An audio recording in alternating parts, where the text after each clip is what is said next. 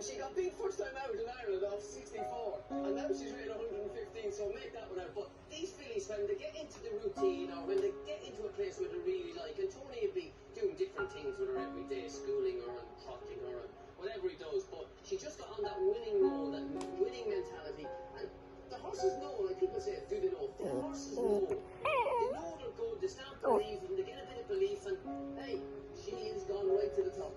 She was second. It was Subjectivist who won the Gold Cup, the feature race of the week here at Royal Ascot. That famous trophy for the Hearn family, for Dr. Jim Walker, over here from Hong Kong.